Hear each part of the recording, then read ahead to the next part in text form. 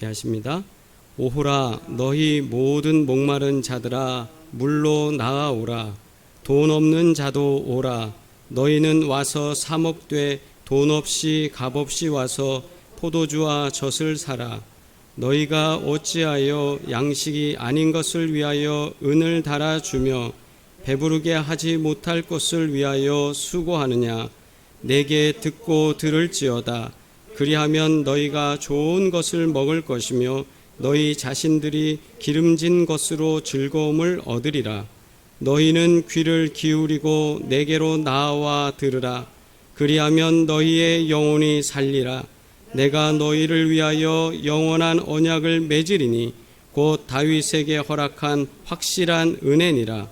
보라, 내가 그를 만민에게 증인으로 세웠고 만민의 인도자와 명령자로 삼았나니 보라, 네가 알지 못하는 나라를 내가 부를 것이며 너를 알지 못하는 나라가 내게로 달려갈 것은 여호와 내 하나님 곧 이스라엘의 거룩하신 이로 말미암음이니라. 이는 그가 너를 영화롭게 하였느니라. 너희는 여호와를 만날 만한 때에 찾으라. 가까이 계실 때에 그를 부르라. 악인은 그의 길을, 불의한 자는 그의 생각을 버리고 여호와께로 돌아오라. 그리하면 그가 긍휼히 여기시리라. 우리 하나님께로 돌아오라. 그가 너그럽게 용서하시리라. 이는 내 생각이 너희의 생각과 다르며 내 길은 너희의 길과 다름이니라. 여호와의 말씀이니라. 이는 하늘이 땅보다 높음같이 내 길은 너희의 길보다 높으며 내 생각은 너희의 생각보다 높음이니라. 아멘. 할렐루야. 평소에 소세지를 굉장히 좋아하는 할아버지가 계셨어요. 그래서 이 할아버지가 하루는 낮잠을 주무셨는지 잠을 탁 자고 있는데 갑자기 꿈에 천사가 나타나서는 할아버지한테 그러는 거예요. 소원 3가지만 말하라고. 소원 3가지를 들어줄 테니까 소원 3가지만 말하시오. 이러고 이제 천사가 사라졌대요. 그래서 이 할아버지가 일어나셔는 내가 평소에 이런 꿈을 잘 꾸지 않는데 이 천사가 나타난 꿈을 꾸니까 너무 기분이 좋아서 할머니한테 자랑을 했습니다. 여차저차해서 내가 꿈을 꿨는데 3가지 소원을 들어준대. 여보, 나 그래서 정말 소세지 나왔으면 좋겠어. 너무 소세지를 좋아하니까 이 할아버지가 소세지 나오라고 한 거예요. 그랬더니 떡하니 정말 빌자마자 소세지가 하나가 뚝 떨어진 거예요. 아이고, 이 할아버지는 너무 기분이 좋아갖고 입이 이제 찢어질 것처럼 좋아하는데 할머니가 거기다 대고 한마디 하는 거예요. 아니, 이놈의 영감 미쳤나. 겨우 소세지가 뭐야. 에휴, 이놈의 소세지 코에나 갖다 붙여라. 어떻게 됐을까요? 2번째 소원이 성사됐는데 할아버지 코에 소세지가 붙어버렸어요. 그러니까 이걸 어떻게 해요? 이거 2번째까지 다 썼는데 이걸 어떻게 할 수도 없고 하는 수 없이 할아버지가 할머니한테 비는 거예요. 여보, 이 소세지 좀 떨어지게 해줘. 내가 아무리 좋은 집에 산다 할지라도 이거 소세지 달고는 못 살겠네. 그러니까 할머니가 이제 아유, 떨어져라 소세지 이런 바람에 코에서 뚝 떨어졌대. 가만 생각하면 참 우리 사는 인생이 이런 것 같아요. 좋은 기회가 있어도 뭐 집도 얘기할 수 있고 건강도 얘기할 수 있고 우리가 소원하는 게 수많은 것들이 있을 텐데 이 할머니 할아버지는 그 순간에 소세지가 나왔다가 소세지가 붙었다가 소세지가 떨어졌다가로 끝나버리는 거예요. 미련해 보이는 것 같지만 솔직히 우리 삶이 그렇지 않을까 싶어요. 우리도 중요한 기회를 잘 포착하고 그걸 이용해야 되는데 순간순간 하는 거 보면 근데 그때는 잘 모르죠. 지나보면 알죠. 그러니까 항상 어르신들 얘기 말씀하셨잖아요. 그때는 몰랐다 그러시는데 정말 그래요. 그때는 몰라요. 청소년께 이제 막 사춘기 시작할 때 그때는 또 그게 최고고 최선일 것 같고 그걸 꼭 해야 될 것 같고 뭘 사야 될 것 같고 뭐 수많은 것들이 있는데 지나고 보면 별거 아니에요. 그리고 또 저희가 큰애를 또 키울 때 둘째를 키울 때 셋째를 키울 때 또 다르거든요. 왜냐하면 첫째를 키울 때는 쟤는 대학을 어떻게 해야지 공부 뭐 이런 또 관심들 걱정도 있는데 이제 한번 경험해 보면 둘째 때는 여유가 생겨요. 셋째 때는 관심도 없어져요. 그저 크게 큼지막하게 자라면서 믿음 안에 자라면 좋겠고 건강하면 좋겠고 많은 사람들한테 하나님의 사랑을 잘 전할 수 있으면 좋겠고, 이 목적과 비전과 그 방향들이 달라지는 이유가 아무래도 시간이 지나면서 이런 기회를 어떻게 선용하느냐, 이런 지혜가 있어서 그렇게 되는 것 같습니다. 오늘 이사야 55장의 말씀은 바벨론 포로기가 끝날 즈음인데 이제 귀환의 시대를 앞두면서 주님께서 백성들에게 이제 너희들이 다시 이제 약속했던 그 땅으로 다시 돌아갈 터인데 너희들이 이런 삶을 살았으면 좋겠다 하는 말씀이 계속 44장부터 쭉 나오는 말씀들입니다. 근데 이 오늘의 말씀 속에는 하나님께서 특별히 이스라엘 백성들, 유대 백성들을 향해서 초대장을 베풀어 주시는 거예요. 그 초대장의 내용이 오늘 성경 본문에 기록되어 있습니다. 그럴 때 저 이제 요즘 이런 질문을 했어요. 말씀을 준비하면서.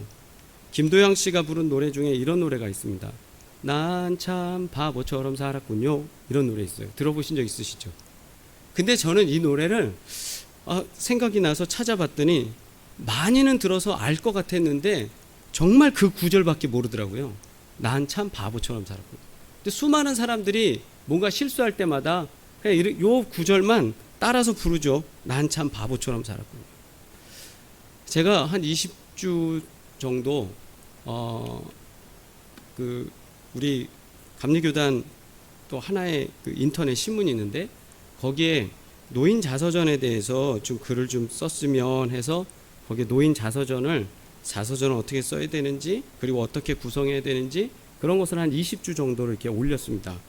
올리면서 제가 들었던 생각은 뭐냐면 우리가 인생을 살면서 다 지나보면 다시 되돌아볼 때 계속 드는 질문이 그거였어요. 저도 아직도 젊지만 내가 잘 살고 있는가. 김도영 씨처럼 노래 부를 때 난 참 바보처럼 살았군요. 청소년기 때 내가 공부할 수 있는 시간에는 또 열심히 내가 사역할 수 있는 때에는 또 필리핀에서 사역할 때에는 좀 아쉬움들이 항상 있어요. 아쉬움들이. 근데 아쉽다고 해서 우리가 다시 돌아갈 수는 없는데 하나님께서 내게 주시는 이 기회를 정말 매일매일 잘 선용했는가라는 질문을 20주 동안 계속 저한테 질문을 던졌어요. 자서전을 쓰는 마음으로 저도 마찬가지로. 오늘 1절로부터 5절에 보니까 주님은 이렇게 초대를 하시는 거예요. 오호라 너희 목마른 자들아 물로 나아오라. 돈 없는 자도 오라. 너희는 와서 사 먹되 돈 없이 값 없이 와서 포도주와 젖을 사라. 이거 우리 너무 잘 하시는 말씀이에요. 그러면서 3절부터는 너희는 귀를 기울이고 내게로 돌아와 들으라 라는 거예요. 그러면 너희 영혼이 어떻게 된다고요? 살리라. 굉장히 쉬운 말씀이고 당연히 우리가 아멘 할 수 있는 말씀이에요. 아울러서 5절에 보라 내가 알지 못하는 나라를 내가 부를 것입니다. 너희가 계획하고 너희가 상상하고 너희가 보는 것보다 내가 새로운 시대에 새로운 나라들을 통해서 너희를 돕고 너희가 하나님의 은혜로 산다라는 걸 깨닫게 될 것이다. 그래서 이스라엘의 거룩하신 이로 말미암음이라 이는 그가 너를 영화롭게 하리라. 이 약속의 말씀을 주신 거거든요. 근데 그 당시에 그 백성들은 그거를 정말 하나님이 나를 초대하시고 나를 부르신다라고 그렇게 믿고 정말 감격스럽게 기다리고 있었을까? 자서전 속에서 드는 생각은 그거였어요. 많은 분들이 나는 80세, 100세 충분히 산다라고 생각을 하고 인생 정리를 잘 안 한다는 거예요.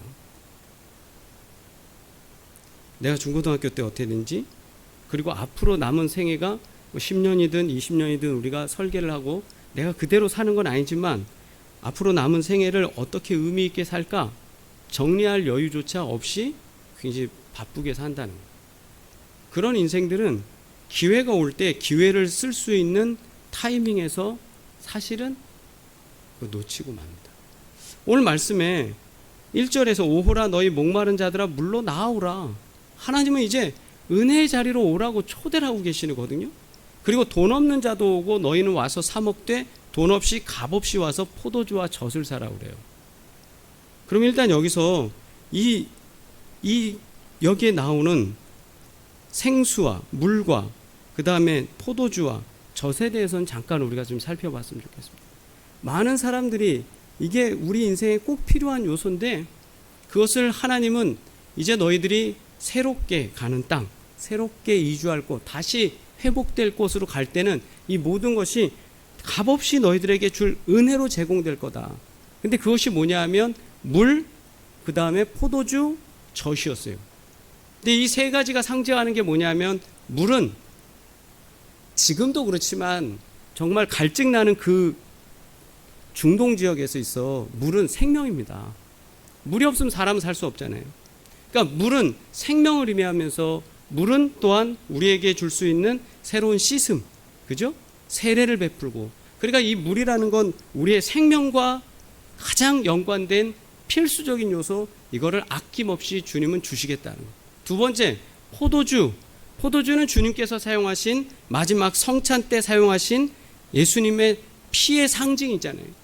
피의 상징이고 뭡니까? 보혈 아닙니까? 보혈로 우리를 거듭나게 하고 영원한 생명을 주신다는 이 포도주의 이 상징성, 예수 그리스도의 보혈. 그 다음에 젖은 꿀과 젖이 흐르고, 항상 그렇게 할 때 이 젖이라는 건 뭐냐면 이 우유가 갖는, 그리고 사냥이 됐든 양을 통해서 제공되는 이 모든 건 풍요를 의미합니다. 그러니까 여기서 나오는 이 세 가지 상징들은 하나님께서 우리를 다시 불러주시는데 물, 생명과 보혈과 안식을 주시겠다는, 지금 포로 생활을 하고 있고 바벨론에서 땅도 빼앗겨서 그렇게 어려운 인생을 살고 있는 당신들에게 하나님께서는 이렇게 초대하시면서 주시겠다는 거예요. 근데 이거는 우리가 값을 지불하고 주는 게 아니라 하나님의 은혜로 제공된다는 겁니다.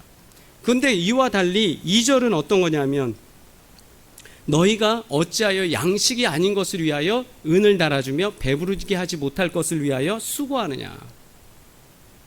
수많은 사람들이 살아가는 모습이 이와 같아요. 이와 같아요.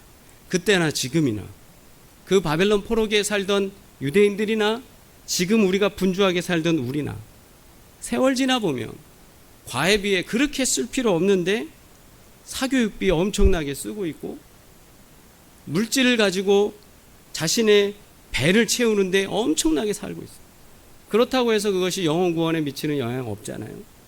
근데 우리가 갖고 있는 추구하는 모든 목표와 목적, 그거는 자신의 안위를 통해서만 뭔가를 획득하려고 하는데 우리는 많이 사용하고 있습니다. 그런 신앙이 깊어질수록 우리는 이것에 대해서 우리는 얘기할 수 있죠. 난 참 바보처럼 살았군요. 오늘 2절 말씀이 왜 배부르게 하지 못할 것을 위하여 수고하냐는 거예요. 열심히 살면 뭐예요? 잘 산다는 기준이 뭡니까? 평수 넓이는 아파트도 아니고 큰 자가용도 아닐 거예요. 잘 산다는 건 행복 아니겠습니까? 주님과 형통할 때 우리에게 행복이 오는데 주님은 1절에서 말씀하시는 거예요. 오라고. 생수도 제공하고 보혈도 제공하고 안식도 제공한다. 오라고. 그런데 당신들의 삶은 어디 있습니까? 참 바보처럼 살고 있어요. 양식 아닌 거에 돈을 쓰고 있고요. 배부르게 하지 못할 거를 위해서 수고하고 있어요. 그러나 이 말씀을 듣고 돌아오는 자에게 하나님은 복과 평안으로 역사하시고 은혜와 증거로 역사하실 줄 믿습니다. 그래서 하나님 그렇게 초대장을 베풀어 주신 거예요. 그러면서 아울러서 6절과 7절에서 하나님은 우리들에게 기회를 잡을 것을 요청하고 계시는 것 같아요. 기회를 잡아라. 6절 말씀 뭐냐? 너희는 여호와를 만날 만한 때에 찾으라. 가까이 계실 때에 그를 부르라. 악인은 그의 길을, 불의한 자는 그의 생각을 버리고 여호와께로 돌아오라. 그리하면 어떻게 된다고요? 그가 긍휼히 여기시리라. 너그럽게 용서하시리라. 아멘. 아멘. 용서해 주시겠다는. 여기 말씀에 6절에 너희는 여호와를 만날 만한 때에 찾으라. 가까이 계실 때에 그를 부르라. 여기에 중요한 단어가 하나 나오네. 때라는 게 나와요. 때. 얼마 전에 저희 아이들이 이렇게 저렇게 하다가 좀 혼날 일이 있었어요. 근데 이제 막내가 뭔가 자기가 이야기를 해야 되는데 미안하다고, 잘못했다고 뭔가를 얘기를 해야 되는데 엄마가 계속 혼내다 보니까 얘가 답할 시간이 없는 거예요. 그러니까 우리 막내가 그러더라고요. 엄마, 내가 좀 말 좀 하게 해줘요, 나한테. 자기가 잘못했다고 말을 해야 돼. 이 때를, 기회를 주지 않는 기회를요. 기회를. 사람에게는 굉장히 중요한 이 타이밍이라는 게 있다고 그러잖아요. 타이밍. 때가 중요하다. 때가. 근데 포털 사이트에 이제 포털 사이트라고 하는 게 보통 뭐 네이버라든가 한글 다음이라든가 구글이라든가 이렇게 검색하는 걸 포털 사이트라고.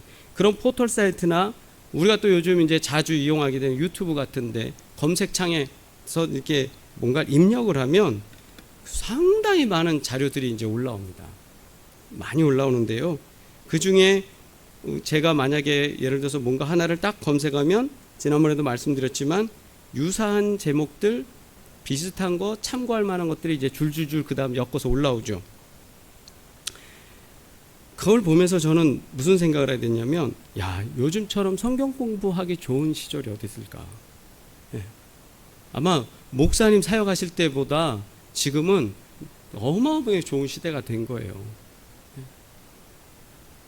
라떼는 말이야 이러면 좀 그렇지만 제가 1980년대 중고등학생 때 성경 공부를 할 때는요, 뭐 복사 같은 거 하기도 쉽지 않아 갖고 교회 복사하기도 있었지만 이제 교회가 좀 열악하면 형편이 열악하면 문방구 가서 이제 복사를 해오고 하는 데가 다 돈을 지불하니까 복사도 힘들었을 뿐더러 뭔가 성경 공부 자료를 구하려면 대형 백화점에 가야 되는, 성경 백화점. 그런 데서도 그냥 볼 수 있는 게 아니라 몇 바퀴를 돌고 찾고 찾아야 성경 공부에 좋은 이런 자료를 갖고 옵니다. 그러면 돈이 비싸니까 그거를 다 사서 돌릴 수도 없고, 그럼 그 중에 필요한 거를 워드 프로세서나 타자기로, 저도 타자 치던 사람이거든요. 타자를 쳐서 많이 쓸 수 없으니까 요약을 하는 거죠, 이제. 그래야 종이를 좀 아끼니까. 그렇게 해서 뭔가 자료를 가지고 중고등부 때, 청년부 때 나누면서 성경 공부를 했거든요. 그때 갈급함은 뭔가 좀 이런 거에 대해서 그 사진 자료라든가 또는 고증, 역사적인 자료들 또는 영상물들이 있으면 좋겠다. 이런 생각들을 많이 했어요. 그런데 불과 그로부터 한 30년 정도 흐르니까 지금은 넘치는 게 자료들이잖아요. 근데도 제가 이렇게 주위를 둘러보면 성경 공부 많이 안 해요, 옛날만큼. 그죠? 성경 읽는데 열심을 내지 않아요. 우리 때는 중고등학생 때도 그렇고 목표가 뭐냐? 신년 계획이 성경 1독 그랬잖아요.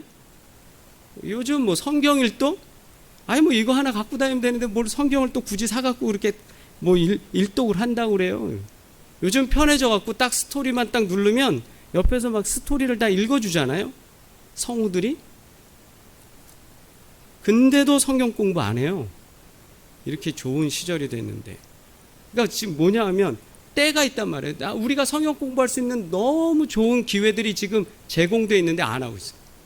그래서 어제 이제 준비를 하다가 이렇게 찾아와 보는데, 여러분들이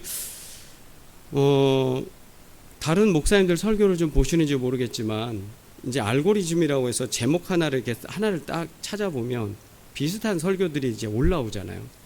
근데 어제는 특별히 유기성 목사님이 딱 올라오더라고요. 그래서 유기성 목사님 어떠시지? 이렇게 딱 봤더니 구독자가 21만이에요.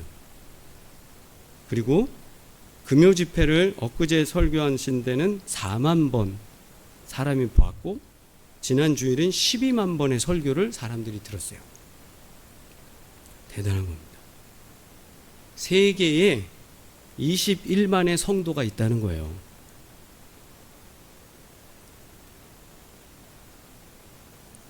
이렇게 우리가 설교도 듣기도 쉬워지고 또 성경 공부할 수 있는 기회도 많아졌음에도 불구하고 우리가 이렇게 주님과 가까워질 수 있는 이 때를 잘 이용하느냐?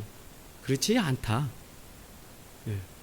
오히려 담임 목사 설교도 한 번도 안 듣는 분도 계시다. 여호와를 만날 만한 때 찾아야 되고, 가까이 계실 때 그를 불러야 돼요. 이 좋은 때잖아요. 우리가 누르기만 하면 성경 공부할 수 있고, 누르기만 하면 좋은 목사님 설교, 훌륭하게 정말 열심히 준비하신 분들, 그런 분의 설교도 들을 수 있는 때인데 관심조차 없어요. 그런 것처럼 이스라엘 백성들, 유대인들도 마찬가지였어요. 만날 만한 때에 주님이 준비하고 계시고 가까이 계심에도 불구하고 기도도 안 하고 찾지도 않고 궁금해하지도 않더라. 아마 지금 시대의 우리도 이와 같지 않을까 싶어요. 그러면서 7절에 악인은 그의 길을, 불의한 자는 그의 생각을 버리고, 주님은 말씀하시는데 여호와께로 돌아오라. 아멘.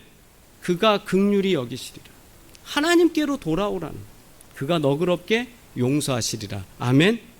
아멘. 돌아오라는 거예요. 즐비하게 있는 수많은 기회들, 그거 다 날리고 돌아오라는 메시지 듣지 않고, 근데 이제 그 말씀 듣고 돌아와라. 근데 여기 돌아오라라는 말씀은 아쇼부라는 말 썼는데, 아쇼부라는 말은 원형이 슈브라는 뜻입니다. 슈브라는 말인데, 슈브는 떠났던 곳으로 돌아오라는 뜻이에요. 그러니까 길이 하나인데 떠났던 곳으로 다시 돌아와라. 즉 인생은 어떻게 살아야 되느냐? 하나님에게로 다시 그 길을 돌아와야 된다. 우리가 살 길은 하나님께로 다시 돌아가는 것.